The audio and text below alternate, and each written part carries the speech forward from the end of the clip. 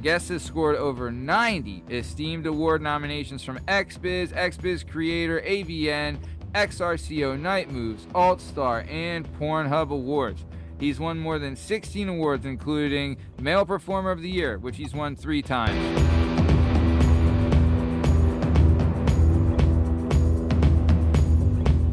Most girls call what they have sex before porn frat boy sex.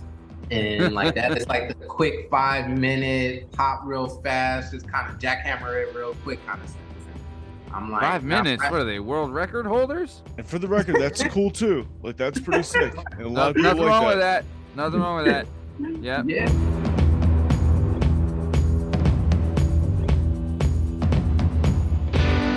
I do like a good orgy with good orgy people in it, people that are alliance.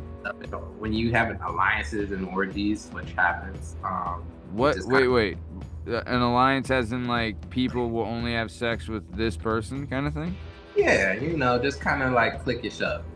When orgies get too big, it could get a little cliquish.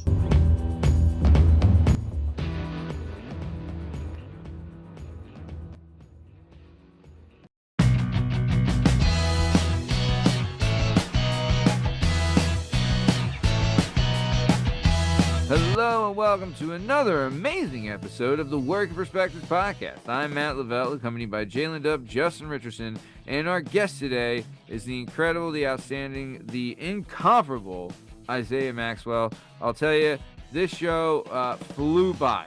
Really good show. This guy gave us he's one of the biggest adult stars out there today. He's been in over 2,900 different scenes.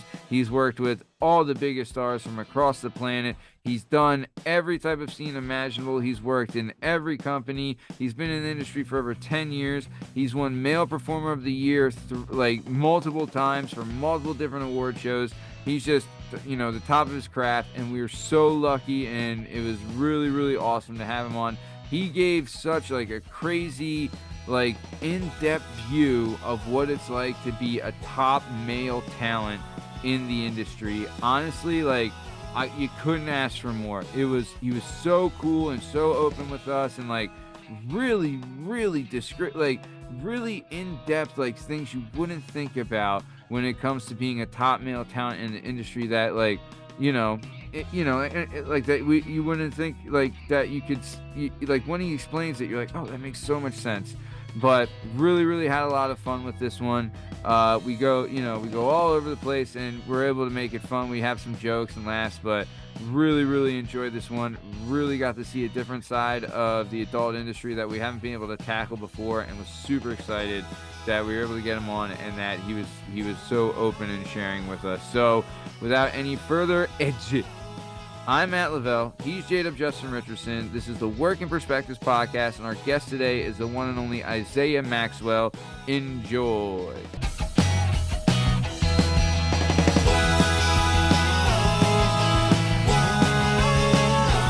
Hello and welcome to another episode of the Working Perspectives Podcast. I'm Matt Lavelle. He's Jdubs Justin Richardson, and our guest today. Our guest today is a true original with his charm, sex appeal, and chemistry-building skills with his co-stars. This romantic and sexual leading man has been on TV and starred in over 2,900 scenes. He's hands down the #1 working male star in the industry today. With 10 years in the industry, he's all about longevity and has a stellar reputation and acting skills. Our guest has scored over 90 esteemed award nominations from XBiz, XBiz Creator, AVN, XRCO Night Moves, Alt Star, and Pornhub Awards. He's won more than 16 awards, including Male Performer of the Year, which he's won 3 times from the XRCOs. Male Performer of the Year and Favorite Male Star from the AVN Awards. Best Male Performer from Night Moves, Male Performer of the Year, and Hall of Fame inductee for the Urban X Awards, Male Performer of the Year, and Best Total Package Male from the Fleshbot Awards, and countless wins for his scene work. You can keep up with our guest with his 500,000 followers on his Twitter and Instagram, which will have links in the description of this episode. He's an Adult Time brand ambassador, and he's, the living legend himself. Everyone, please welcome the one and only Isiah Maxwell. Isiah, how are you, sir? How's it going? Thank you for having me. Hey, man. Thank you. How's it going? Hanging in, man, hanging in. So, Isaiah, at the top of the show, we like to get started with something we call the disputed question. So, what we're going to do is we have these questions. I have my answers to these questions, which are always correct, and Jdub has his answers, which are wrong. So, we're going to ask you these questions and see which side of the line you fall on. You ready? You got it. All right. First question. What movie do you think is better? The Godfather Part 1 or The Godfather Part 2? Would y'all be mad if I said I haven't seen either? Honestly, we've been striking out on that question a lot lately. Tell you the truth. I swear this never happens. I would probably say Godfather 1. All Excellent. right. What about Princess Bride or Hook? Have you seen either of them? No. Damn. All right. Do you have a favorite movie from when you were like a kid? Yeah, like 10 to 15. What was your favorite movie? Okay. Like Remember the Titans. Oh, Strong side. classic. You had to think of like a real children movie, like The Big Nah. Green. Oh, Big Green was Yeah, funny. that's- That soccer damn, you're movie. down with the Disney sports Yeah, movies. yeah. My older sisters play soccer, so we had a bunch of soccer movies in our house, like Ladybug. Oh, Yeah. the Ladybugs, bro, dude, sleeper, good movie. And I'll tell you, I mean, for the way things are now, it's a movie that stands the test of time. You really can't make those kinds anymore, but yeah. Dude, Ladybugs was so good. Loved Ladybugs. I had an older sister too that played soccer, so we were doing the same thing. You know what I'm Right. saying? Yeah. Right. Nice. Dude, that's great. Dude, I'll tell you, Remember the Titans is one of those movies I love to quote. Like every once in a while, I'll go up to somebody and they're just not paying attention. I'll be like, I don't want them to gain another yard. We blitz. Oh, you know what I mean? Just gets you hyped up, man. Dude, Remember the Yeah. Titans, classic. If you ever just hear me walking around saying sunshine, then you know what I'm referring to. Dude, that's great. Oh, fantastic. Nice. Okay, so let's keep moving. What about Cheetos? Are you crunchy or are you puffed? I'm a crunchy guy. Sure. You're not a wimp. Right? Okay. I didn't think you were. Yeah, it's all good. It's all good. Sometimes we gotta come through. Yeah. What about pancakes or waffles? Let me go with pancakes. Wow. Do you do anything in them? Blueberry, banana, chocolate Do chip? some blueberries. I like some strawberries. I love toppings on them. I do like a waffle, but it's just like if I eat a waffle, it's literally only like one waffle. Like that's about my limit. Where it's like pancakes are just house. No, Yep. pancakes I could see more. My favorite is crepes because they're thinner. So, Oh, I I like can the kinda small. Yeah, same. I like multiple small pancakes. Yeah. Instead of one Mm. big pancake. yeah. Mm. You feel me? So I like Yeah, them a what little are they, thinner. like a silver dollar. yeah. Is that well, yeah. That makes me feel a little young, but I like the I just like them stacked. Yeah. Dude, I'll tell you though, a crepe is a great time. Love a crepe. I went to my mom lives in Jersey, right? And she lives in like this swank town called LBI, right? And they had like a crepe cafe there. And I went there and like, it's like this 18-year-old kid working a register who's speaking in like a French accent and trying to talk French. I'm like, dude, you're literally from Middlesex, New Jersey. So I don't want to hear your French. So, but I'll tell you, the crepes. I mean, dude, if you put like Nutella and strawberries on anything, like, come on, you can eat erasers with that stuff. You know what I'm saying? So, all right, so let's keep it moving then. Bill Murray or Chevy Chase? Who do you like better? I'm gonna have to say Bill Murray. I can't think of the other person. Chevy Chase? Yeah, you don't need to. Bill Murray's the correct answer. Very good. When it comes to do you like an amusement park or a water park? Let's go with amusement park. I almost drowned at 2 water parks. So I just Yeah. be having bad, like that wave pool be catching me, bro. Yo, Yeah, did yeah, you my parents If had you to time find it me. wrong, yeah, you are just Yeah, drowning dude. on every wave. did I you get ever caught in- hear? Yeah, oh, dude, did you ever hear the story? I think it was like BJ Penn or somebody. They told the story where they were like, they're like big time surfers or something like that. You know who BJ Penn is, right? The MMA guy. Well, he was like he was a former UFC middle welterweight champion or something like that, right? Okay. Or and it might not be him, it's someone like that. But they went to like this wave pool and they got stuck in the engine room, right? Ooh. And they were Where getting the like buoy is. Like, yeah, like they're getting like barreled around in there and like could catch your breath like every 50 seconds. And they were in there for like 5 minutes and eventually got pushed out. Dude, like I think about that and I get like heart palpitations. Are you kidding me? I'm not going anywhere near a wave pool ever. It could catch you. It caught me twice. Dude, there was a Oh, wave wait, pool at both this times place. was the wave pool. Both times was the wave pool in 2 different cities. After the second time, I said never again. First time, shame on the wave pool. Second time, shame Yeah. on you. Yeah. They said it won't happen again. Yeah, happened again. He's like, I can't figure it out. Nah, I can't time it right. Okay, so Isaiah, are you a gamer? I am in waves. Like Okay. I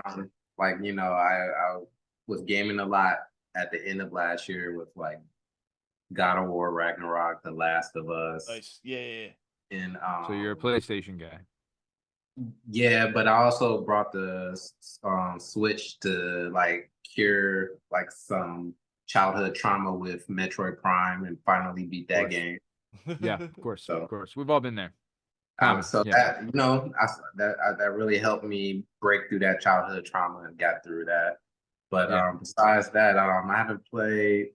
When I was playing Xbox, I was playing this one game. My homie's gonna get mad at me because I really got good at it fast and beat him at it. But yeah, I just go in waves.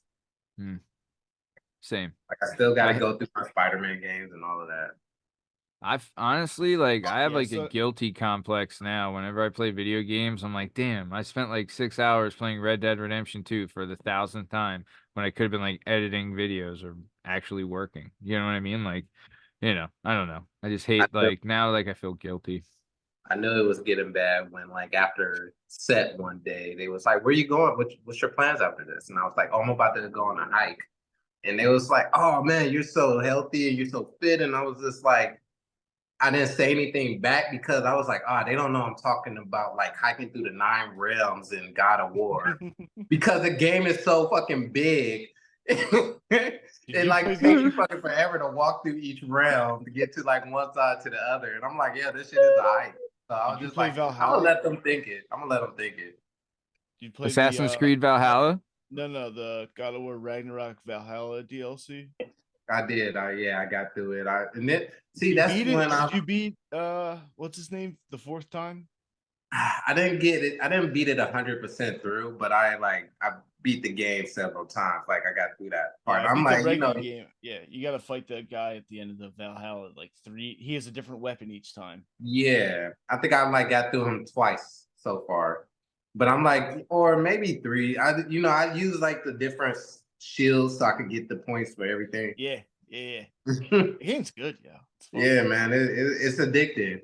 But it's like Matt says, it's like, man, after a while you realize you've been playing for like once you see the count go up to like 120 hours, you're like, yeah. shit.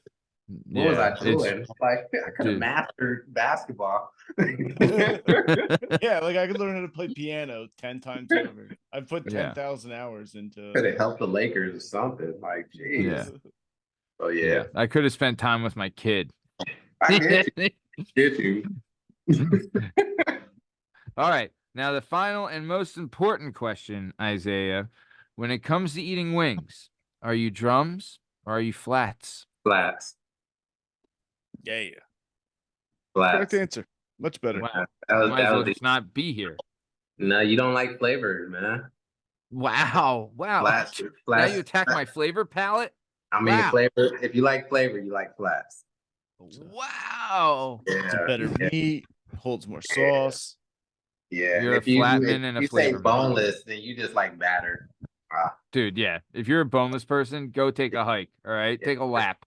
just a We battered don't need person. you. Yeah, Yeah, you like Jason. clumpy salt. Yeah, yeah. You're just eating clumpy bread. That's all you're eating. So yeah, flat wings, you can taste the flavor better. Fine, fine. If that's how you, if that's how you want to live your life, fine. You want to use two hands. You want to rip it apart. My You want to be a my decadent Philistine.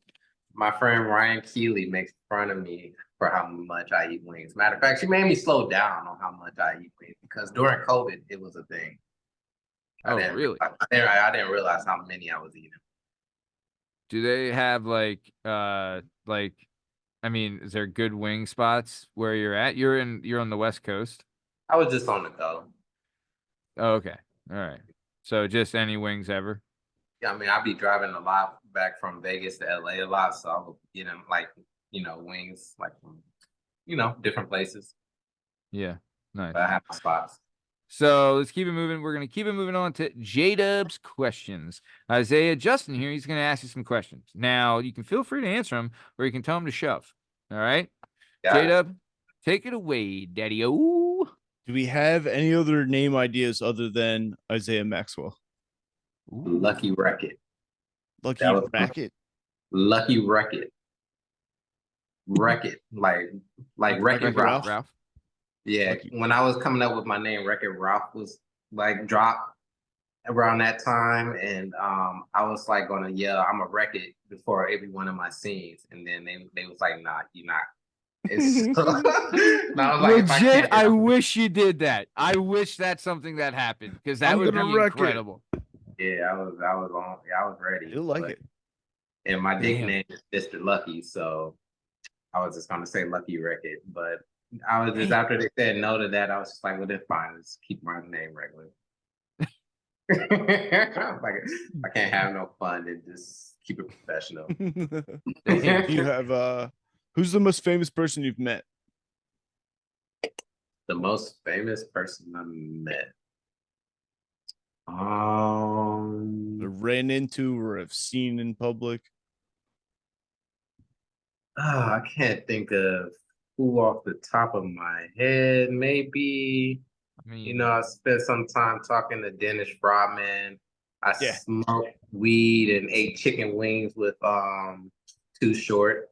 Yeah, that Too Short's a drum guy, FYI. I think it was a fried chicken spot. We was Jamaicans. Oh, this is jerk. And like we was the only fried chicken spot in the weed convention. So he came over and kicked it with us for a little bit, and we like had like a cool little combo. He's a cool dude. damn. That is cool. I met Neil like my first week working as an intern in the industry. And Maitland Ward was real cool. Damn. And can we ask, do you ever get like celebrities in your DMs? Your DMs must be wild. like a singer, I'm not gonna say who, but Oh yeah, you don't have to say. Yeah, a couple of times, a couple of times. And what do you say? Are you just like, yeah, come on over, make me spaghetti? You know what I mean? Like, what do we? For me, I'm always a little precautious, but I'm like, is it them or is it like their assistant? And then I'm like, but I'm always saying like, bro, a closed mouth don't get fed. So how do you know if you don't try? True, very true. That's how true, man. That's where I'm at. Hey man, kind of that's truth. Do you have a dream car? A dream car? Yeah. No, I'm a classic guy. So I mean, my classic car for me would be like a '96 Impala. Nice. Do you ever get mistaken for a celebrity? They call Tristan. It's not gonna. I mean, like what were you gonna say, Tristan Thompson? Yeah, they'll say Tristan Thompson. How tall are you? I'm not that tall. I don't know. People are just Yeah, I'm just you know. But you're in really good shape. You know what I mean? Like, I mean, I could kind of see it. You know. Michael B. Jordan. I can see it. Oh, yeah, me too. I get mistaken for him all the time. It's like, I come on, dig guys. it. I'm not him. You know, come on, jeez. Yeah, Clearly not Creed. no. Yeah, duh. Hello. But if I had to think of a couple off the top of my head, those would be the two coolest I could make. Do you have a favorite conspiracy theory? Ooh, let's see. What's your favorite, Justin? Yeah. My favorite? I like the whole ferment idea that there's a layer of water above the earth and that like we've never like space is fake. That one's pretty cool. All right, well, you just ruined my life because I had no idea that was even a thing, but now I won't ever be able to stop thinking it's about like it. people who take the Bible really literally, like as above, so below. So like there's water above us and water below us, and they can blow me. I guess like satellites. The people who believe this, like satellites are on balloons, like we've never like actually like left our atmosphere. Okay. I like it. It's a sick idea. And then there's some people who believe like there's an ice wall and then there's like other stuff on the outside of the map. Well, that's just true. There's no believing that. That's actually true. We've seen that in Godzilla versus Kong. Right. So, I mean, was that underneath or was that outside? probably Both. underneath. But I mean, we have layers. Yeah. We're both. But Yeah. I would say conspiracy for me would probably be that we have the cure to cancer. Oh, there's a ton of, I forget what the name is. Whoa, there's a term for it. Dude, that's So, like, legit. Like, there's like a plant that'll cure cancer. There's an engine that'll run off water. There's there's a term for like the original pantyhose that were designed like would never tear, and so they designed them to tear because otherwise they wouldn't be profitable. Light bulb, same thing. There's like the original light bulb that was built. There's like one or two of them that is still running from the original build. Like they don't have to burn out. They're built to burn out. did you ever hear like the Chris Rock stand up where he's like, "This is all bullshit. They can send a guy to space. Don't you think they can make a El Dorado where the bumper doesn't fall off?" You know what I mean? Like, it's so true though. You know, where it's like, dude, like look at like AIDS. There's definitely a cure for AIDS. Look at magic. You know what I mean? Like, like you gotta have the money, dude. They're still pissed all the money they lost on polio. You know what I'm saying? Right. Like, damn, I'm trying to get that polio money back. Yeah, man, it got to be it cuts too much of the profit margin. They won't let it go out. I agree. Powerful. Sad, man. Sad. You I just got a record player recently. Do you have a favorite album? Ooh. I said Get Hot Rich Fuss by or the Die Killers. Trying. Oh, Just talking dude, about that. We were talking about it on the Thursday show. literally Friday show. We have a guy. We have a second Down. show. So good. Yeah. Easy to see when you look at 50 Cent really made me thought I had a bunch of enemies looking at me. Oh yeah, for sure. I was Dude, in the Life's eighth on the grade line. thinking many men was out to get me, man. I was just like, y'all, Yeah. I don't know how hard life is. Yeah, you're like, he's got shot 9 times. I'm definitely getting shot at least 7. You know, I gotta make it to heaven. I've been going through hell. Gotta make it to heaven. Yeah.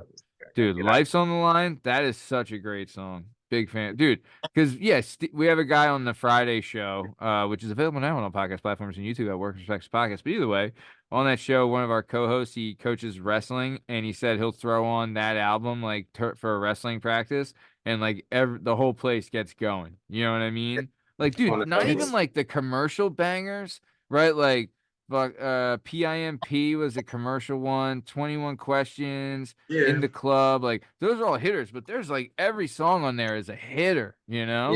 It's a start to finish album. Yeah, agree. So a ton of people are like, if you ask them like, what's your dream job? They're like, dude, I want to be a porn star. What's your dream job? Now that you've been to the mountaintop, now that you have the dream job, what do you want to be?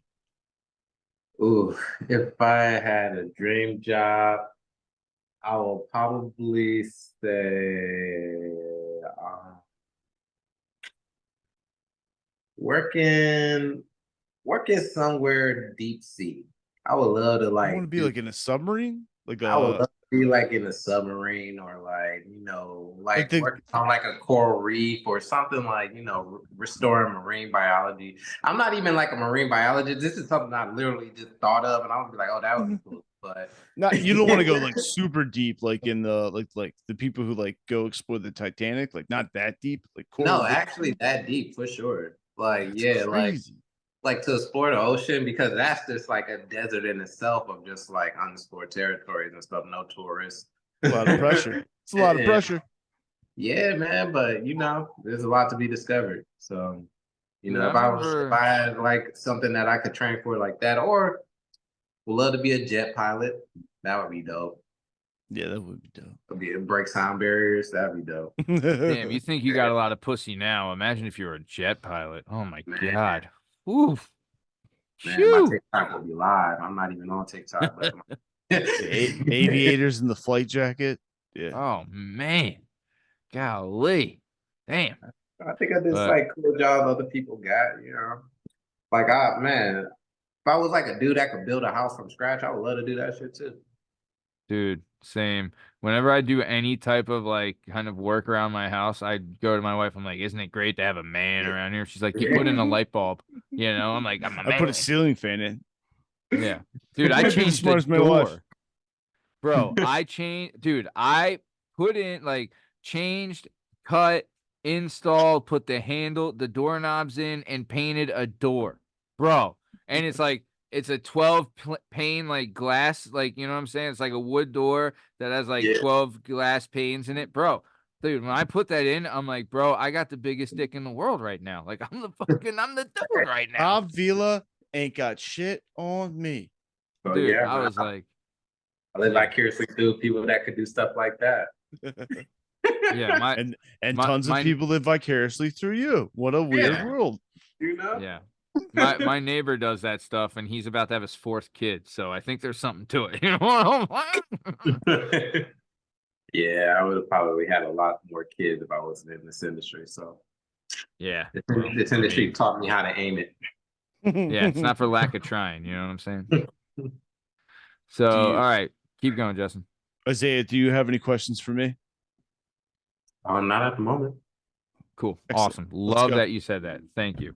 All right. I want to keep it on moving down the road. So, Justin, let me tell you a little bit about our guest, the one and only Isiah Maxwell. So, before working in the adult industry and being the biggest adult star on the planet, our guy here, Isiah Maxwell, he attended Cal State Northridge. While in school, he applied to be a publicist for an adult agency, and a 6-month internship became a full-time agency position, and he was doubling as an agent, as a publicist, while acquiring his bachelor's in journalism, right?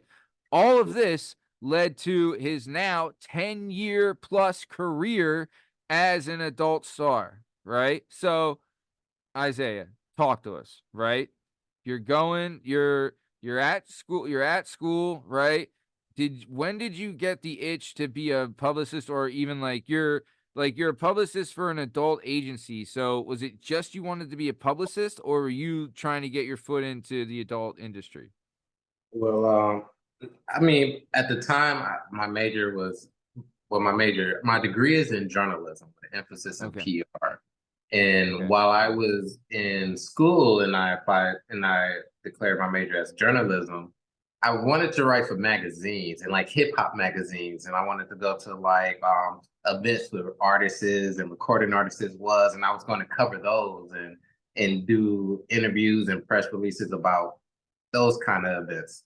But then and then I met my publicist teacher, Lori, and she kind of like revamped my mind and my thinking. She kind of like was like, oh, you could do PR and like, freelance and do more coverage and kind of help them navigate through their career and stuff like that. In my senior year, we had to take an internship in order for us to graduate. And I applied to everything. I didn't care what it was, to be honest. And one of them was vague kind of post where it was just like work on the red carpet, work with directors, work with stars. And this was like key points that I read in my publicist, syllabus and stuff like that. And like, I was like, oh, I recognize this.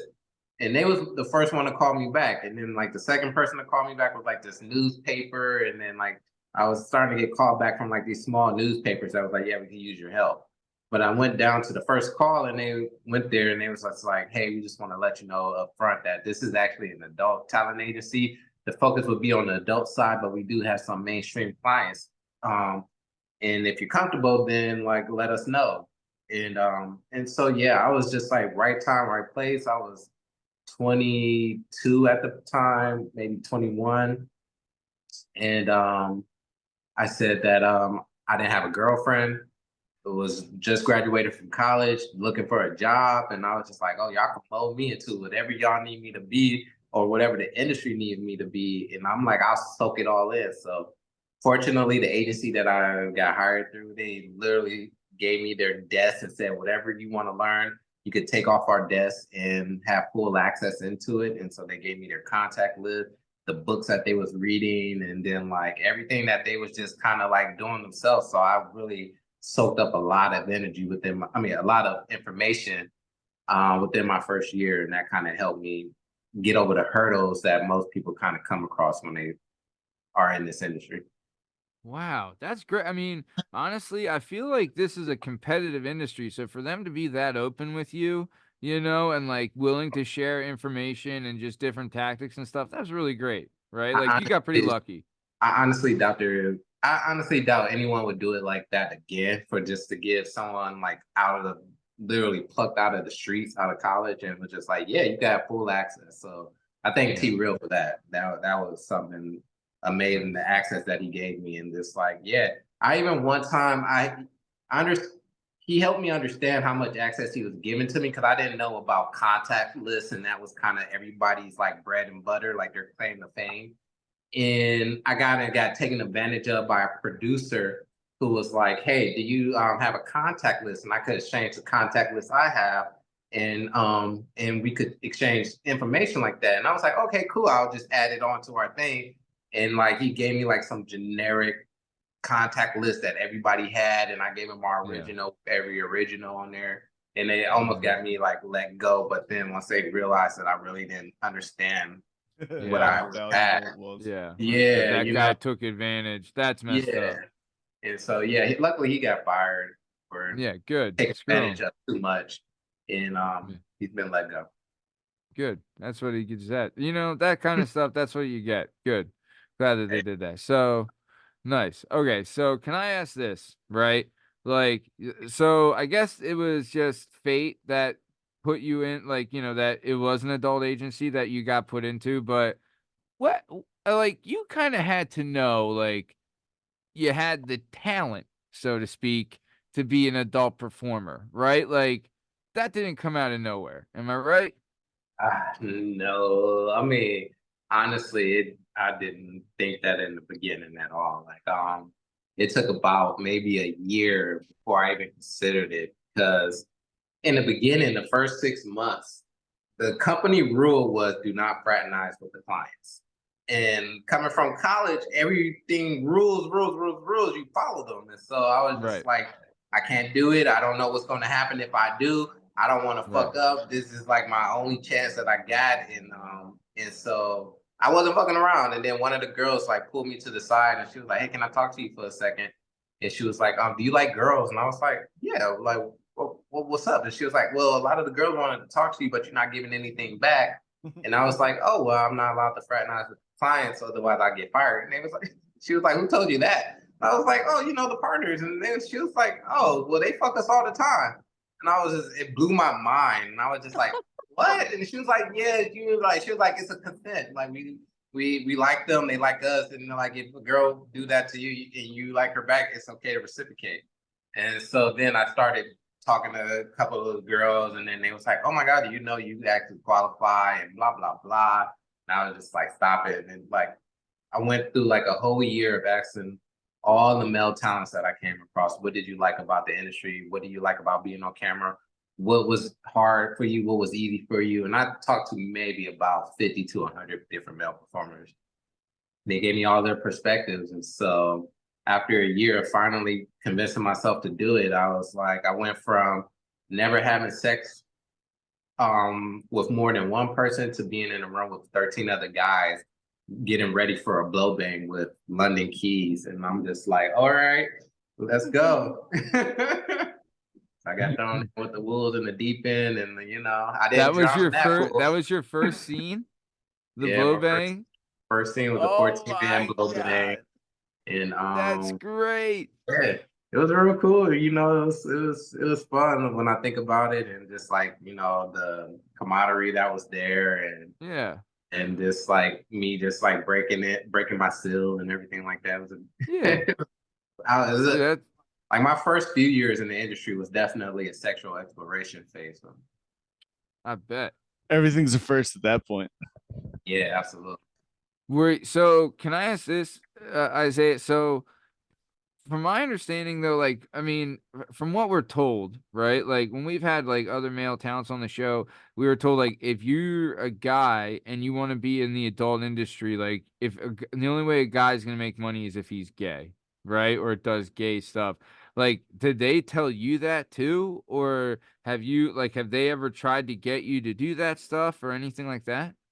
I think if they was to tell a guy that, no, let me not, because I don't know where people are getting like who say what from, but nah, that's not necessarily true. A lot of the guys that are like top stars now, they never had to do anything Right. on the show in order to get there.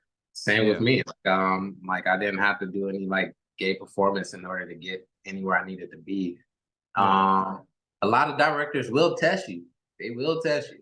But How like so? I said, my first few years in the business was a sexual exploration phase for me. And there was this, I do have my hard lines. I remember I was in a scene with a Japanese crew, and like all the guys came on the girl face, and the girl would rise up to try to kiss me. And like we like had this stare down, and I was just like trying to like shake my head, like, no, like don't do it.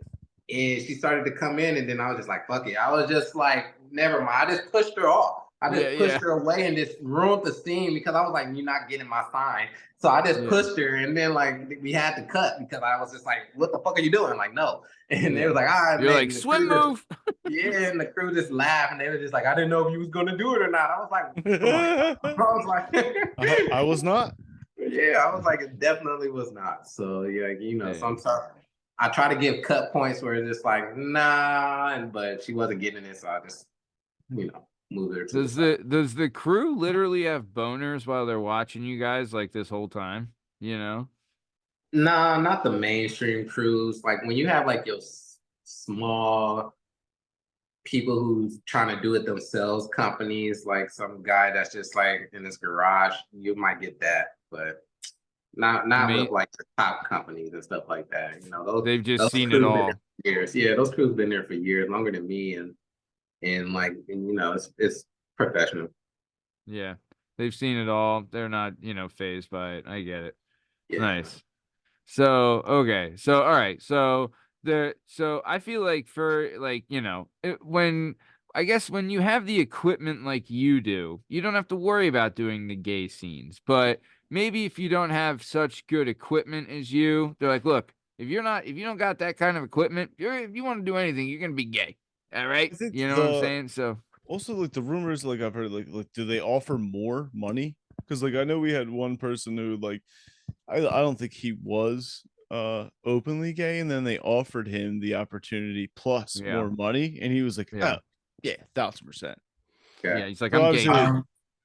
They say that guys are not gay for pay, and I was an agent from 2011 to 2018, and throughout my entire years of representing girls and guys, there was one guy I came across that seemed to be gay for pay, and he looked like Jesus. He was this white guy that looked like a pretty white boy that just looked like Jesus, and was just like, he had like that charmer's look. And I was like, oh, you're gonna do well on the straight side because they don't have a clean looking guy like you to like perform well.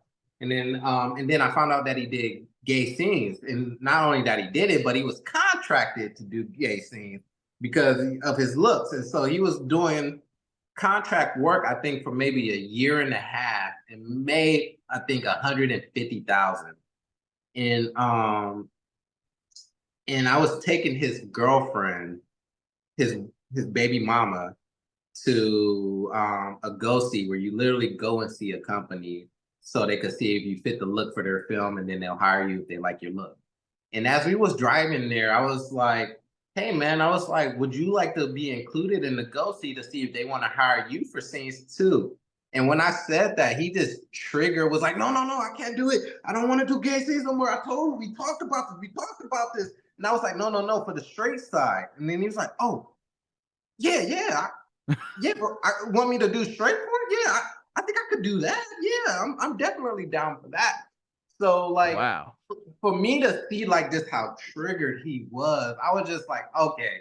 I was just like, maybe, it's not automatic, like it's not. And that was before I like really got into it with like my Lick It Big It Ticket community here, and like just kind of really understood. And I was just like, all right, y'all really don't know how it works. And so, but yeah, there are opportunities where guys will take more money because the opportunity is there. And so like, for me, you don't need to go that route if you're not gay. The gay route is just there for just, the lucrative part of it. If you're there for gay for pay. Yeah, it's another one of those like rumors. Like Fluffers was a rumor. That was a rumor. Well, Fluffers was used back in the days when there was like, no Viagra, no Capper Jacks, and like no supplements to help keep your wood up. So they would hire girls to fluff guys on set when it was like a gangbang set, and it'd be like 10 most people that's been asked that question have said no, it's not a thing. It didn't exist. Oh, y'all don't know y'all history then. I mean, back in the 90s, they definitely existed. The early 2000s, they was definitely around. But for these bigger gangbang scenes, it would be like the gangbang girl, and then there'd be two fluffers on the side to like blow job the guys that would go down, and then like once they get their hard on, they would go back in, perform really hard with their hard on, and then like once they start going back down, they'll let the other guy go in at his hard and then like go back to the fluffers. The thing that is the reason why there's no more fluffers now is because there's just so much an attitude shift on the reason why they're there. And so when like you see a fluffer, like back in the days on a lot of those sets, they didn't have to be tested because you wasn't supposed to be fucking the fluffer. So you only supposed to get a blowjob, and they wasn't requiring the girls to get tested. But of course, it's a porn set, so shit's gonna happen. And then you go down the line towards like later in the 2000s and 10s, the girls are asking like, yo, if they doing a fluffing, can I see her test? And then it started disrupting the whole playing field, because it was like, oh, this guy's fucking this girl or a makeup artist in the back room, but now he's gonna hop in the gangbang, and we didn't see each other's test, and he's contaminating the pool. And so it was just like, let's just get rid of the practice altogether, because like the dynamics are starting to become too complex for us to really see what's going on, or like make sure everybody's in the clear. So now they do kind of hire fluffers, like, they'll have like orgies where there's like, I was in an orgy recently where there was 12 girls and 10 guys, including me, but 2 of the girls there was only there to perform with like 1 or 2 of the guys. And then the other 10 girls were there to perform with everybody. So it's just like little fluffer kind of moments that are redefined. Okay. So they're bringing on like, I get it. Yeah, that makes sense. So when you're talking about testing, right? And we've had people on before, and in Europe, I think it's once every 4 weeks, but in the US, it's every 2 weeks, right? Is it the same for male performers as it is for female performers?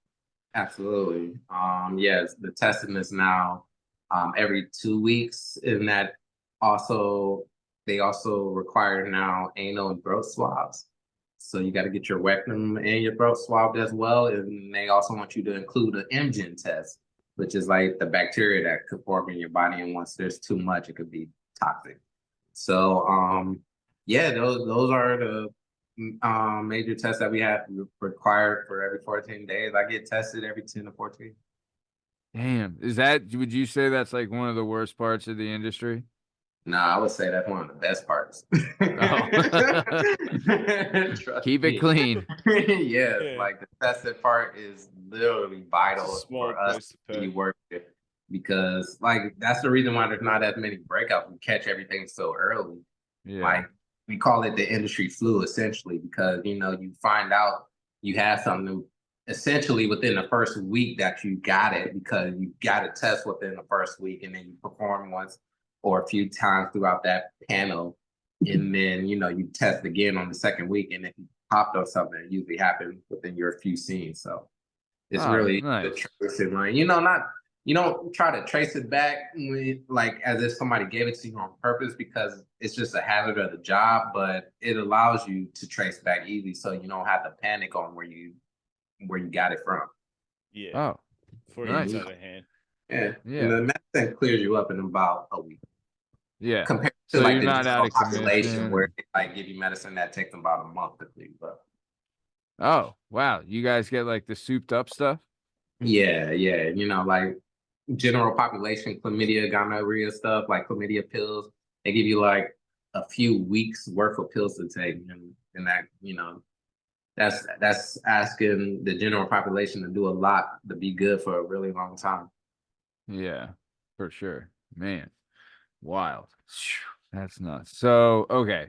So let's keep it moving. So you like we've said, you've been in the industry for 10 years. You've done, you've done everything there is to do. You filmed for essentially every major studio and even more. You have your OnlyFans, which we'll have a link to your link tree in the description of this episode. So I highly suggest anyone like follow Isaiah on all his socials, and then we'll have links where you can find his OnlyFans and all his content too. Make sure you check it out. Really good stuff. But I do want to keep going and ask this. So you're in the industry, everything's going good. What prompted you to want to become, I guess, or like, did someone reach out to you to become an adult time brand ambassador? And what does that entail? Yeah. I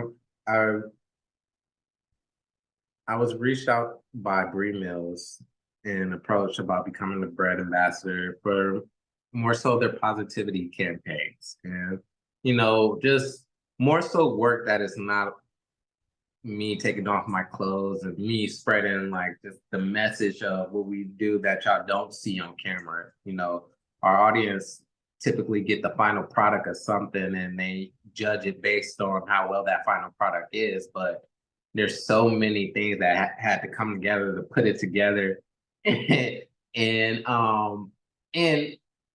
like I said, we spoke earlier about like how some people just see porn and just want to jackhammer it out and stuff Yep. like that and don't really like understand kind of like the selling of a fantasy. So our campaigns are more targeted to kind of help people understand like, there's safety protocols that we have there or like the conversations that we should bring up when we're approaching the topic of sex and like how to talk to our partners about consent and just kind of like how to approach the topic of sex because studies are showing that younger kids are not having as much sex, and when I talk to them about it they're kind of uncomfortable with how to bring it up because they're showing so much sex now and so much access to free porn everywhere. It's like everybody's overwhelmed and don't know how to digest the information. So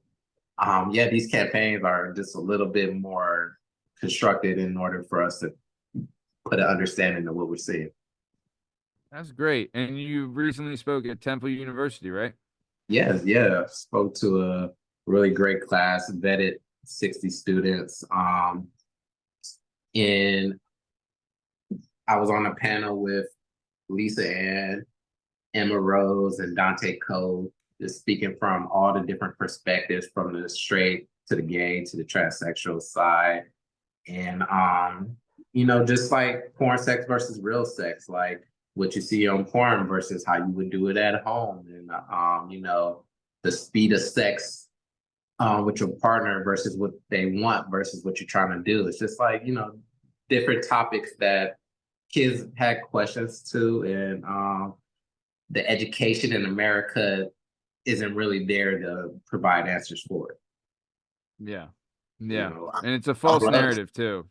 yeah, I mean, I would love to speak at schools if parents wasn't so against it, but because again, I come from a perspective. I come from a collegiate perspective of just a scholarly approach to what I Right. do, and it's not like so sexualized as they think it is, and yeah, the questions of how to approach sex versus our expectations versus reality is something that we just need to kind of be more self-aware like of. the first generations that's growing up with like access to full-blown internet pornography. Like me and Matt, you probably last generation like beat up to like Victoria's Secret magazine or like the Sears catalog. Like Oh yeah, that's dead. Nobody's doing that anymore. nah, everything is open. There's Twitter They porn have now. full access day one. It's You know what I mean? Like even ours was gradual when you were a kid. Like I saw like porn like on a calendar behind my uncle's auto body garage. Like there was tits. And then like you saw like a Playboy, and then you saw a Penthouse, and then DVDs. Like it was a slow, gradual build. Absolutely. Versus now, day one, the second you have access to the internet, you have access to All the see an porn in the world. octopus. I mean, you go to the comment section on some of these tweets, and it's just butthole, butthole, butthole, butthole. It's like, Dude, Twitter's gone. I mean, shoo. So there has to be everything on Twitter. a better open dialogue about it, because you have full access right away. well, every time If you're not cognizant of it, it will become an issue. Well, yeah, I mean, every time we approach a topic and try to create a dialogue, it usually gets shut down by the parents. And so, we would love to have the conversation, just to start a conversation, but a lot of times we just get shut down because we're a bit too risque. We're very counterculture, and so it's us against the majority. Even though everybody's looking at our work for the for an expert point of view. right. And I'm like, oh man, like looking at my porn isn't the right thing to do. But I understand that you need a perspective. So let me just at least offer you my perspective that is not shown on camera, because I'm selling a fantasy on camera. And a real reality sex is a lot different from it. Yeah. No, can you, I mean, so like we alluded to, I remember coming up, and Justin, I know we talked about this earlier, where, I remember watching a porn and seeing a girl get jackhammered and then thinking like, oh, all girls want to be just slammed in through the floor, right? Like that's what we're doing, which isn't the case, right? And like that's something like that's the kind of stuff you're saying where it's like, hey, like you're, build it up, be more romantic, or be, ask each other what you like, or do, like whatever. Just go over your do's and don'ts. The romantic part, doesn't even have to be there. It's just more just like have an open dialogue. My biggest principle of when I perform is communicate out loud. I was like, my dick is bigger than most. So when you ask for it rough, my rough feels a lot different from some other people's rough that you might have had in your past. I was like, most girls call what they have sex before porn frat boy sex. And like that is like the quick 5-minute pop real fast, just kind of jackhammer it real quick kind of sex. And I'm like, 5 minutes. What are they, world record holders? And for the record, that's cool too. Like that's pretty sick. And a lot of people nothing like wrong that. with that. Nothing wrong with that. Yeah. Yeah. I mean, if a girl fly into town for you and you give her 5 minutes, that's the same. That's I'm not flying anyone. Never happened. Never in a million. No one's getting on a plane to see me. No one is paid for Spirit Airlines ticket to come see my Pish Vendel. I'll tell you that right now, bub. All right. I mean, yeah. That's pressure though. You're gonna take an Uber to the airport, get on a plane, fly in. You gotta throw down. Justin. I mean, geez, is it not pressure for a girl to come over from her house over and then it's just 5 minutes? I mean, my old man always told me 3 pumps is 2 pumps too many. You know what I'm saying? No, Yeah, I what's mean, a- Justin, imagine this. A Imagine heavyweight fight can last less than 3 minutes. All right. That's the Justin, two champions of the world. Justin. Yeah.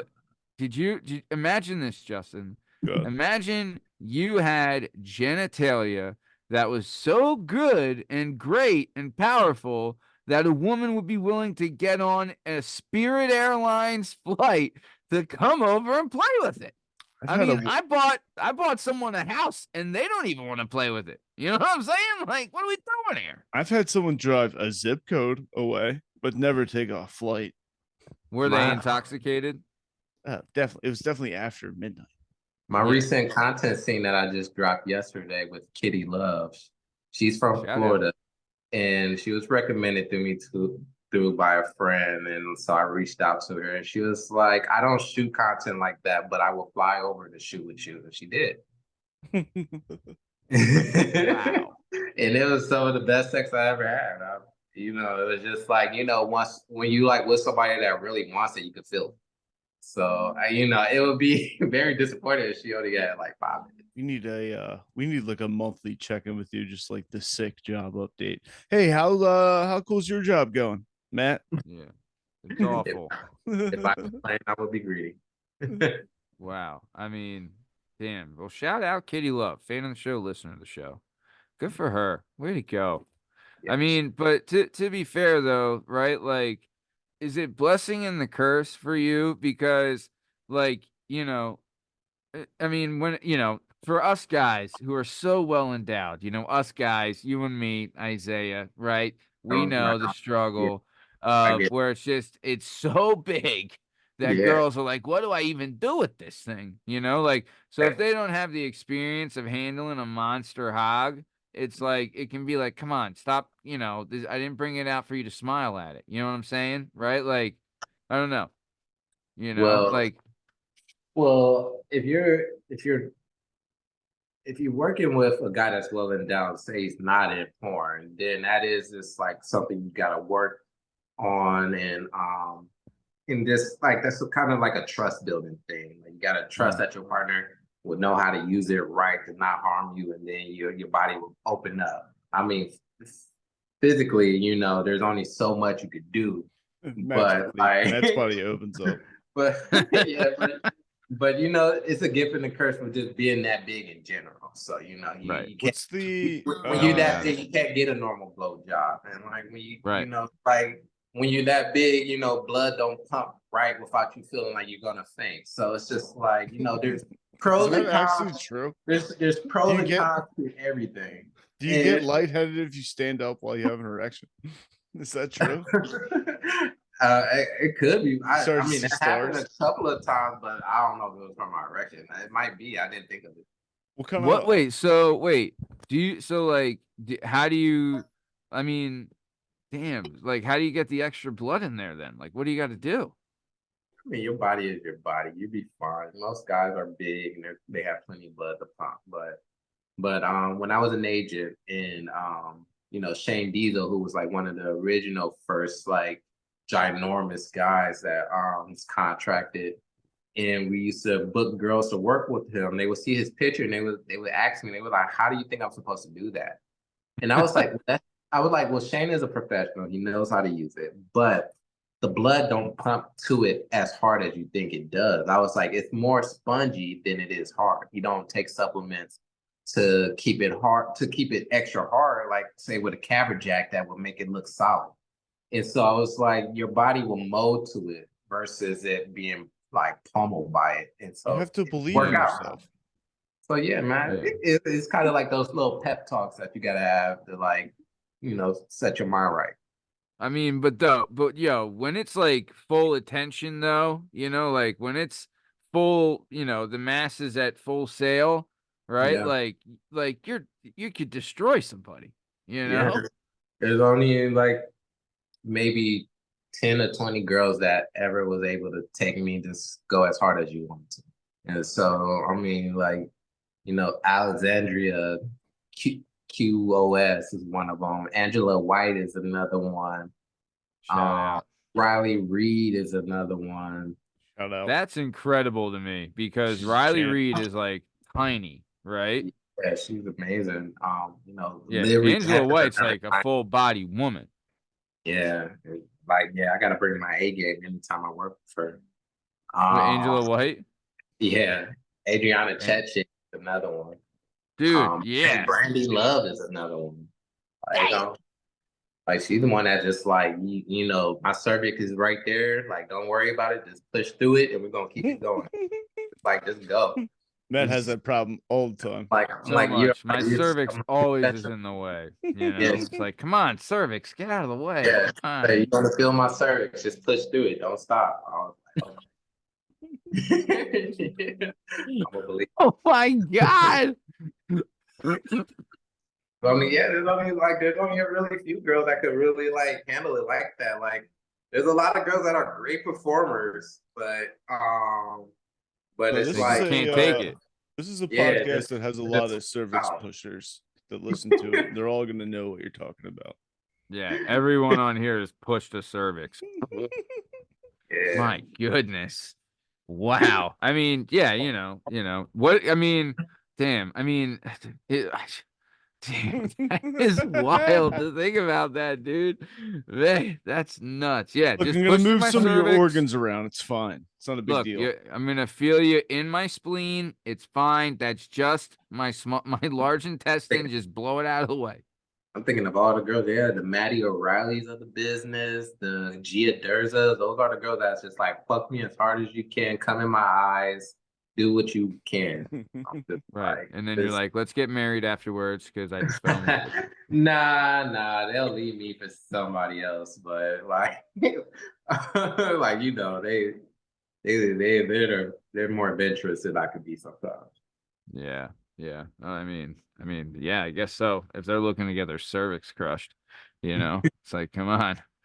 But Yeah, man, that's wild. I mean, that is crazy that like, because like when you get a new, like you said before, you were telling us like you work with new talent, right? So you really have to do a lot of coaching then because there's no way that they've ever handled anything like that, right? And then like you have these OnlyFans girls that are like fresh into the game, right? That like the same thing. There's no way they've handled anything like that, right? right. Essentially, So like how can I ask like how do you maintain I mean is that part of like the turn on of having to coach them to deal with that? Or no. like is that some like One okay.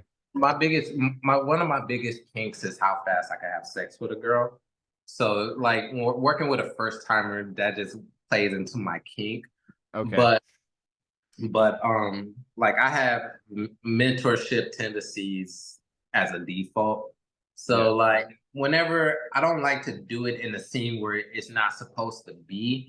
So when I'm like working for like adult time, Brazzers or Vixen, then those scenes are about the performance. And they usually hire more experienced girls that you don't have to do that coaching with because we don't have time to do that in that scene. But with the first timer girls, with the companies that I do it for, like BBC Surprise, where I literally meet them within the split second, they don't see me at all until they about to fuck me. And we do that as a genuine surprise because without it, the fans would just you would just kind of see the stage. And if it's so real that people believe it's staged anyway. But nonetheless, like those times I do have to be patient after that initial kink of mine is gone after we fuck for a little bit because I'm normally the first black guy that they ever have sex with in their life. I'm by far probably the biggest that they ever had sex with, like 9 out of 10 girls, 9.5 out of 10 girls. 9.999. Yeah, like 3 out of the 5 girls, I'm their first black guy ever. Yeah. And yeah, it's a lot of like just patience and just like and then for me, I'm like, I don't expect you to be like the bombest at sex. And so you're good. I'm good. I could just get off to you just like trying to figure it out. Do you like so here another thing we were told is that like when you're a guy and you have to have the ability to finish on command, like some guys have like a hidden thing in their mind, like a hidden time or something that they go back to or reflect on that's like a trigger for them to finish. Do you have one of those? No, I'm pretty much in tune with my body. I just know how to But if my dick is getting any sort of like erection, that means I could come. It's basically like, I'm ready to go. I go into my scenes natural. So just kind of just busting on command. Like I pretty much try to keep my come in throughout the entire scene. So it's easy for me to come at the end because I was holding it in the entire time. Versus if I took a supplement, then I will be able to keep the erection the entire time, but coming at the end will be harder. So I try to choose the former because I get everybody home on time. And like, trust me, like if you shooting a good scene and you get everybody home on time, then that gets you that call back. If you shoot a good scene and you kind of keeping people there an extra hour and a half trying to get you to come, then it's like, okay, we'll call you back on the day we know we got time. And so I just try to, eliminate as many of those kind of precursors that's needed. Dude, that's wild. And you average shooting 2 scenes a day. That's wild, dude. What is your like diet like to be able to maintain that, to stay so in tune with your body? And I eat a lot of fruit. So you see me with a lot of fruit around me. I drink a lot of sea moss. What sea moss? What is sea moss? Sea moss is like a gel, or it's from the sea. You could blend it up into a gel. Like, huh? Irish sea moss. Yeah. So Irish sea moss, you blend it up into a gel. You can mix it in with your smoothies, blend it up with other fruits and make it flavorful. And it's I get the diet from my Jamaican side of the family that creates, like, I go to this Jamaican spot here that creates sea moss drinks for me by the gallon. And so I just drink like about 12 ounces of that a day to keep replenishing my cum. Because what's the drop off between scene one? If we're doing 2 in a day, between 1 and 2, is there a drop off? A little bit, but I'm crappy. So like I understand that, I could come. I know that I'm gonna have a lot of cum in my first scene, but I don't have to use all of my cum in my first scene. So I could literally come where it's like 3 really big globs that come out, and then I'd be like, okay, hold the rest for your next scene. And like the replenishing of that as well with like what I kept in my system will give me, it would make my second scene pop shot look bigger than my first scene. And it would just kind of throw everybody around me off a bit, because it's like, how did he do that? So like that's just like my little crafty mental trick of how I like was able to get over the stigma of shooting 2 scenes, because back in the day they didn't really allow you to do that. Is there can you like tell a difference in like what you take that makes the, I don't know how to say this PGly, what makes the pop bigger? One more time? Like what makes more cum? More baby batter. Yeah, so it's like, when I was talking to the students at Temple, I was like, what you get mixed up with is sperm count versus sperm volume. And I was like, your sperm count is what get people pregnant. Your sperm volume is what you see.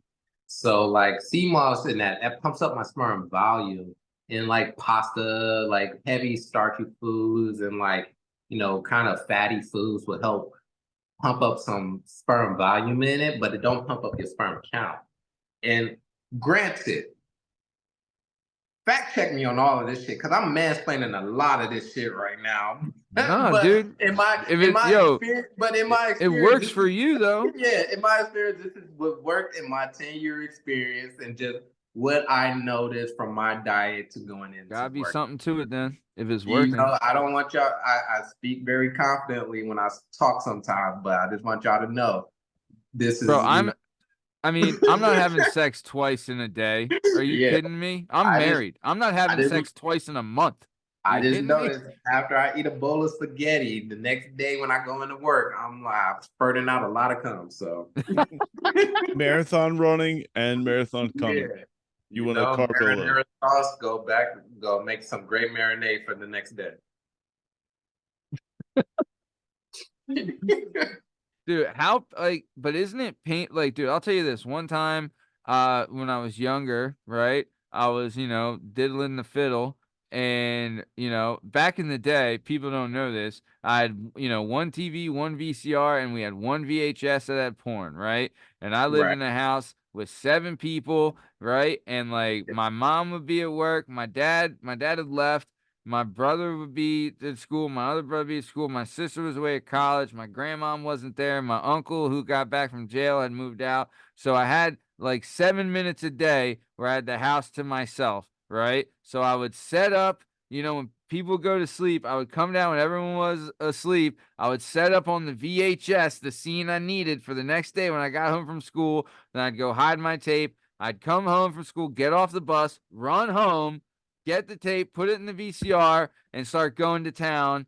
Did not know one day that someone had stayed home sick, right? So Yeah. right in the mid, like right before I'm at the finish line, I had to be like, and like, stop the motion and cut it off. And it was so fucking painful. I thought I was gonna die, right? Yeah. So how the hell are you able to do that regularly and not die? Like, that's torture. Yeah, it's a little pain tolerance. I know that pain feeling you talk about when you're feeling it go back down. I will Yeah, say this man. though, when I emptied out the tubes later, it was like a monster of a pish Vindella. You know what I'm saying? What Like, he's saying. yeah, a Well, lot of I baby mean, batter in the second round.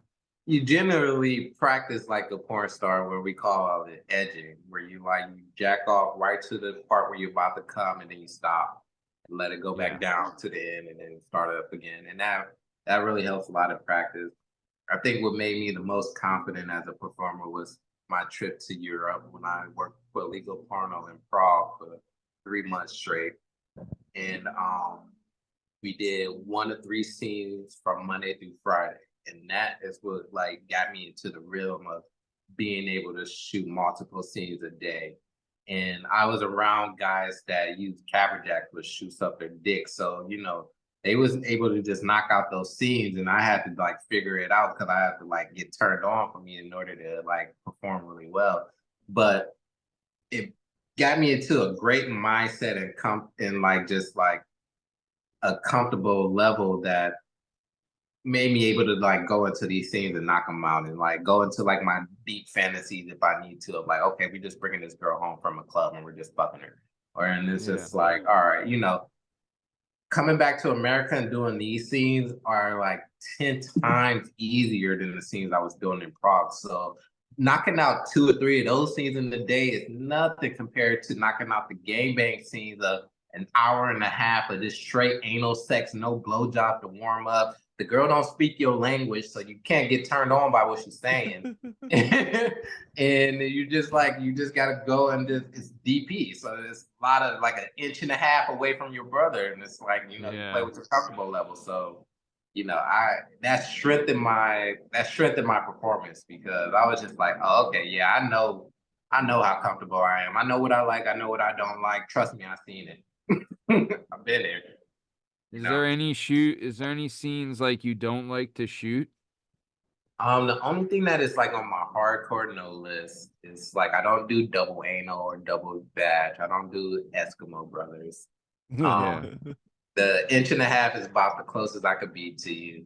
And that's like my Yeah. mental trick of just being like, there's a little taint in between us. But I know, but they were talking about that. The DV or the DA, the double Yeah. stuff, it's like it's pretty I don't much get it. just the two Yeah. rubbing against each other. You're just You rubbing know- dicks. hey, and hey, to each and to his own, man. There's some real freaky people in the industry, and I've been around it. Right. It's all fun games. I don't have to participate in it, and to be real, those kind of things are not even for the guys, it's for the girls. So like, whenever one thing Prague taught me was learning how a gangbang isn't for me, and it's more so for the girl. So what Abel was to help me get off in the gangbang was to see the expressions the girl was having throughout the scene because the scene is about her getting off. I'm like, I'm not getting off to this gangbang setting. This is none of my fantasies ever include another guy coming along with me. So I'm like, Yeah. I never see a girl walking and being like, ah, damn, she hot. Let me grab my boy. Like it's just me, y'all. I'm sorry. Oh, damn, this girl looks great. Let me call my friend. Hey, you got 5 other buddies? Let's go. Yeah, I'm selfish in that way in my head. So like, but I am selfish. A sharer. So like, if a girl is like, one dick isn't enough for me, I'm like, oh, that's easy. I got friends. Like, I'm comfortable with myself to be naked in a room with another and still understand that it's me and like her. So yeah, it's just being very just about yourself, knowing who you are and just knowing what you like, your hard lines. But being able to say no, like when the girl's coming up to kiss you in your face and be with a mouthful of condoms, it's just like, nah, it's not for me. Swim. Yeah. Do you have a favorite scene that you're like, yes, I'm shooting this today? I do like a good orgy with good orgy people in it, people that are in alliance. When you have alliances and orgies, which happens. What? Wait. An alliance as in like people will only have sex with this person kind of thing? Yeah, just kind of like cliquish up. When orgies get too big, it could get a little cliquish. So really? You gotta have orgies kind of like a 7 to 10 person orgy is like, or more of like a 5 to 8 person orgy is like the best range. Once you start going over like 10 people, then it starts getting real cliquish. It's like, it's going to be a dynamic in there where one person is not going to be feeling the other person. And then it's going to kind of throw the energy of the orgy off on the side, depending on like what's going on. So, whoa. Yeah, man. I mean, I love a good orgy scene. Sure. I love a good just come in and fuck how y'all want to fuck kind of scene. Because I could be a little lazier on those days. Do you have like a company that you like working with the best, like Black or Brad? Like, I don't know. Like, do you have like a group that like you like working with the best? Or just, I don't want to get you in trouble. We can get rid of that question. I grew up with all of these crews, so like I have crews that have seen me throughout different companies that they work for. So like Jim Powers and Scott, it's like they shot me in one of my first scenes ever, like my second scene, I believe. And they shot me when they worked for Gangland, and then they shot me now when they're working for Dog Fart. And now they're shooting me on Adult Time for like neuro massage. And these guys knew me as an intern. And then there's other companies, crews that I grew, like Andrew and Sandy, and they're like partnered up and got their own company, She Loves Black, and they get nothing but A-list talents for me. And like, it's always a good day with them. Or my first timer company at BB Surprise, like Fatima and her team, and just like the way they treat me like family over there, and just kind of make sure I'm taken care of with anything. And then Adult Time and the family that I'm just kind of like mending with over there. Like, I went to Montreal for the first time, and they came together because most of the people that work behind the scenes for AT is in Montreal. And so they all was like, oh, you're coming into town, let's go out for dinner. And so they all took me out to dinner. I got to meet everybody face to face and try all of the poutine in Canada. Like, it just came with everything. Great. Yeah, they really made you feel included. Yeah. Yeah, they do. So it's just like, certain crews, but and now, Ricky Greenwood was the one that helped me get my ticket at AVN, where I won Male Performer of the Year this year. And he put me in a bunch of features that just kind of like show my range a bit, like put me in an afro for like Sally Mae, and like have me do different kind of accents. And so I just have fun with like all these crews that are my friends and families. And because of that, it's hard for me to sign a contract. And I'm like, I can't say no to certain people because I just like to check in, like done a lot of good work with Caden Cross over there at Deeper. And then Derek is one of my favorite directors at Black. And before he was at Black, he was at Elegant Angel, getting me all the girls shooting their first time IRs. And as I just go down the list, I could think of every crew I work with and think of some favorite reason why I just always work with them. And a lot of my companies and people that I work with is curated to my personality, and that's why I'm able to go to work each day and knock out these scenes. They work with me so I could do 2 scenes in a day. They're like, "Oh, you got a scene? Is it in the morning or is it in the afternoon?" Like, Mason is amazing at working with my schedule. She shoots for like all hard X stuff and all black stuff. Gives me a lot of the black female talents I can't get on other sets because they just don't shoot them as much. So yeah, everybody has their pros and cons. Dude, that's great, man. I mean, dude, that explanation and wealth of knowledge, honestly, like we've never heard anything like that. So that's like incredible. And that type of view of the industry is phenomenal. Do you have like, I mean, one of the best things, right? Like women themselves are like so attractive and so beautiful and like all different shapes, sizes, body types, like skin colors, hair colors, eye color, like all that, like so you really just get like a smorgasbord or a buffet of like, damn, dude, like this day I'm working with blonde MILF with big tits, big ass. Tomorrow I'm working with like a more athletic body type that's thinner with like, you know, small booby queen kind of thing. Then this one I got like, you know, the Natasha Nice coming at me. You know what I'm saying? Like, dude, you really get to run the gambit of all of it, man. Do you have like a preference as in your favorite, or you're just like, dude, whatever given day, I could have at it? Um, Lat- Latinas are always my kryptonite. Oh my God, the That's just best, dude. because in high school I like went through the gauntlet of Latinas of like losing my virginity and just going through like Puerto Yeah, Rico to Guatemala to Honduras and yeah. and They're yo, Mexican, they're crazy though. and then after that, yeah, but I deal with it. I'm really good with spicy. And then after that, I had a black girl. I think I didn't have sex with a black girl until like after like the 7th or 8th girl that I had sex with. And that was Yeah, from moving to California, just like my demographic that I'm like associating with. yeah. Um, but yeah, I love myself a good Latina, and Italian too. yeah, Italian chicks are so good. yeah. I mean, Well, Italian and Latina are similar, I would say.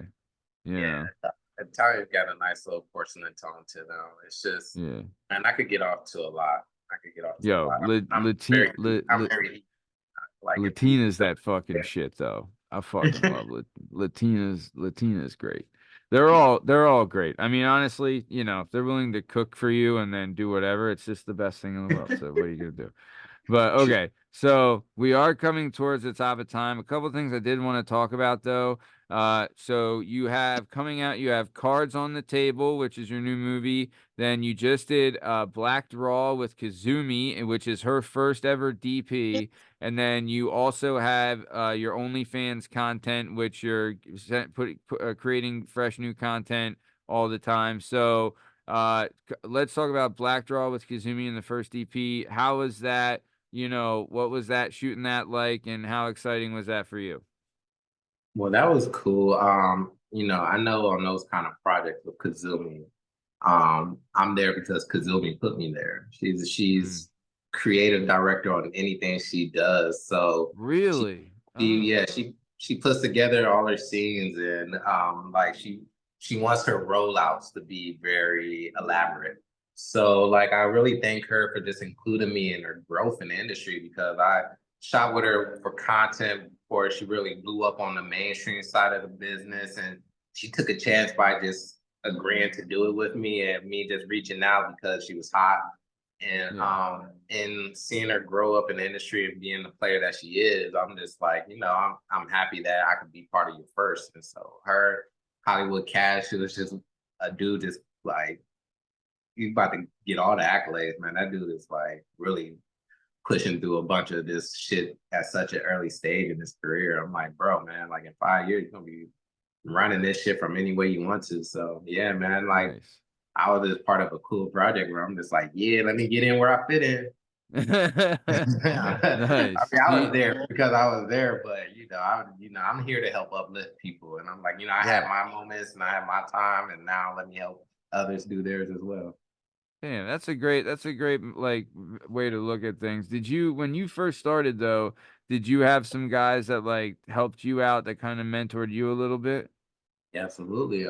Prince Joshua is probably the one that helped me the most on the mainstream side of how to Was he like. the first one to wear Tim's in a scene?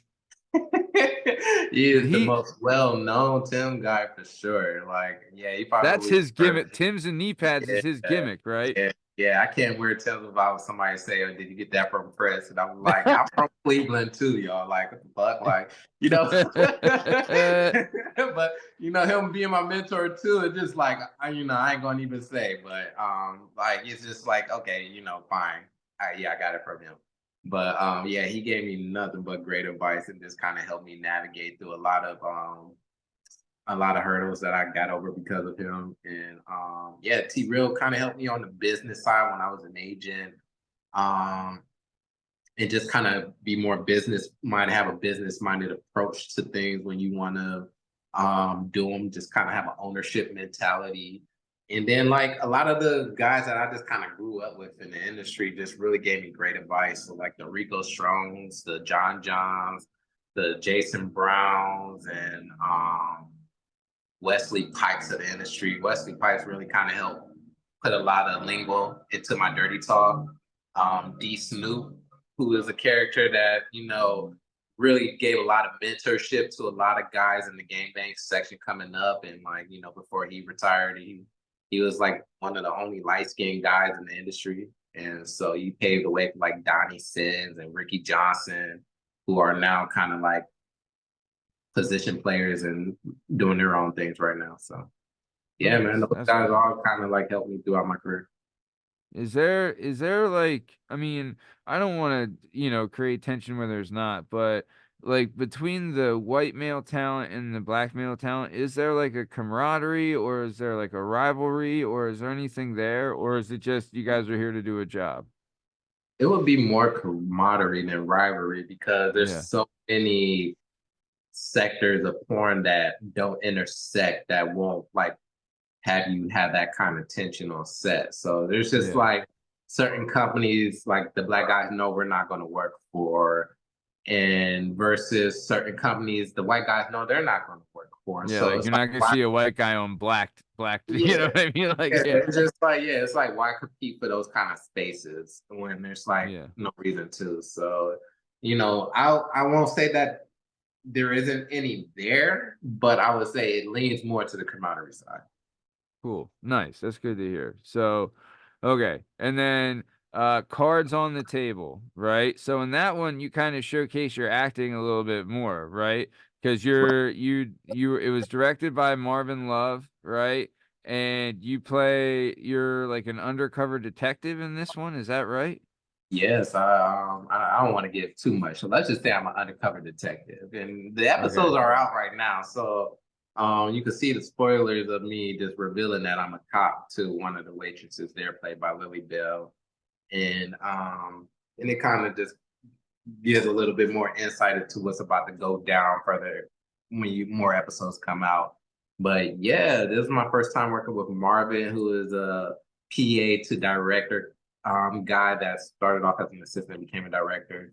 And it was my first time working with him on a feature set, and just like watching him command the ship. He's a black director, and and and he's real cool. He's just like it was just he has really creative shots that kind of puts a creative spin to your porn. So it's not just like, oh, I'm just watching some people like get it fucked. It's like somebody could walk in on you watching this on your VHS and be like, hey man, what you watching? Oh, that's a cool movie. Let me know how it is. And you close the door and you can be under your covers the entire time, not moving like I didn't get caught.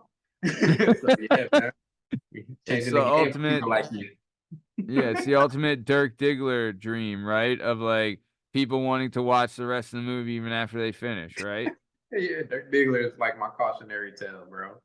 Oh, right, shit. Yeah, whenever I'm like joking around on set and like trying to rush the set, I'm like, come on, man, I'm ready to fuck. I'm ready to fuck now. Let's do this. Like, where's the girl? Come on, somebody bend over. But yeah, That's everybody funny. know I'm referring to that. Yeah, I guess that's one of those movies. If you're in the industry, it's like you better watch this movie kind of thing, Uh, right? at least as a male talent. I mean, I'm just like, Yeah. you know, you don't want to be that guy. You know, you No. don't want to get jaded. You don't want to end up having to stroke it on Sherman Way Yeah. in the Yeah. back of a pickup truck.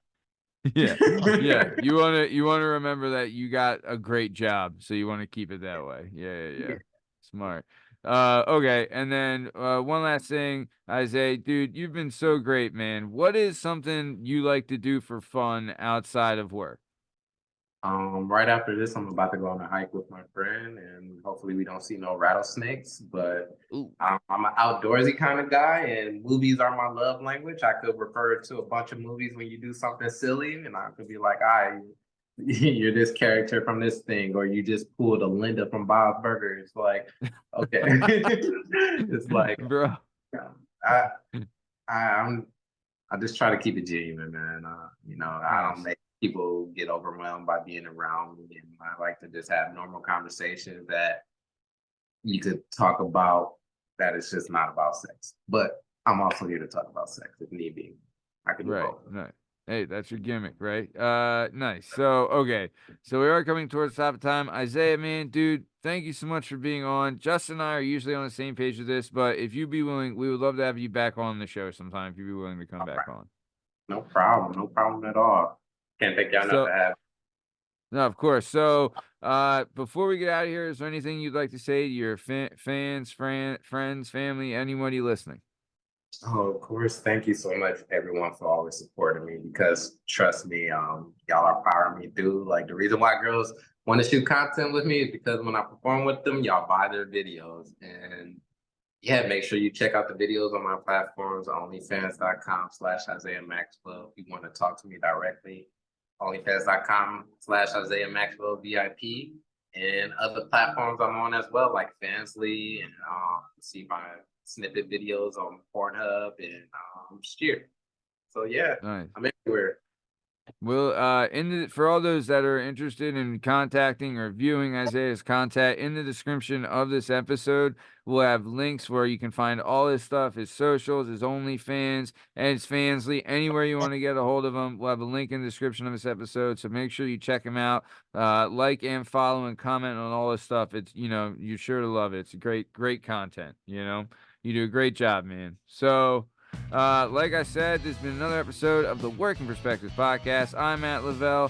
I'm with Jdubs Justin Richardson, and our guest today is the one and only Isiah Maxwell. In case you're wondering, you can find all our stuff and all our content on all podcast platforms and YouTube at Working Perspectives Podcast. You can also on Instagram at Working Perspectives Podcast. You can join us on Twitter and TikTok at WorkingPPod. And if you'd like to be a guest on the show, please email us at workperspectives@gmail.com. And please like and subscribe so we keep bringing you this sweet, sweet content. Thanks for listening and have a good one. Thanks. See ya.